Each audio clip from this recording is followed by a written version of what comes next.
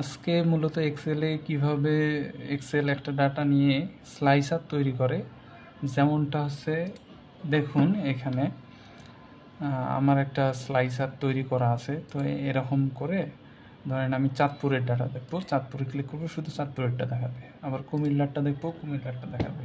ধরেন আমি একসঙ্গে দুইটা সিলেক্ট দেবো, তখন আমার দুইটা ডাটা দেখাবে। মূলত স্লাইসারের এই এই এইভাবে ডাটা সিঙ্ক্রোনাইজ করে দেখার একটা ওয়ে। তো চলুন আমরা আসলে এটা কিভাবে তৈরি করে সেটা শিখি। প্রথমত আমি ডাটাটাকে এই আকারে এইভাবে নেব, মানে নর্মাল ডাটা হিসাবে। তারপর আমরা কন্ট্রোল প্রেস করে টেবিলে কনভার্ট করব, দিলাম। এরপর আমি ডিজাইন মেনু থেকে ইনসার্ট স্লাইসারে ক্লিক করে আমি রিজনের নাম অনুযায়ী ডাটা দেখব।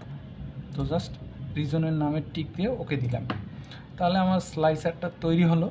এখন স্লাইসারটাকে আমি একটু রিসাইজ করব, সেটার জন্য আমরা সাইজ অ্যান্ড প্রপার্টিসে ক্লিক করব।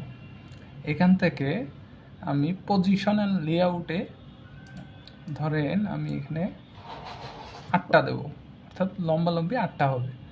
দেন আমি কেটে দেব। দেখেন আমার লম্বালম্বি 8টা হয়ে গেছে। এরপর স্লাইসারটা প্লেস মতো বসাই দেব, এই মাথা থেকে এই পর্যন্ত।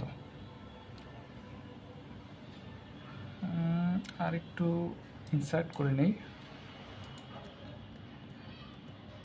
আচ্ছা, এখন আমি এর পজিশনটা বসাই দিচ্ছি।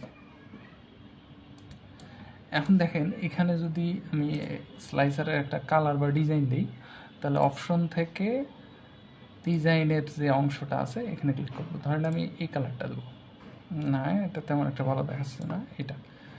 এখন দেখেন আমি যদি রাজশাহীতে ক্লিক করি, শুধু রাজশাহীর ডাটাটুকুই দেখাবে।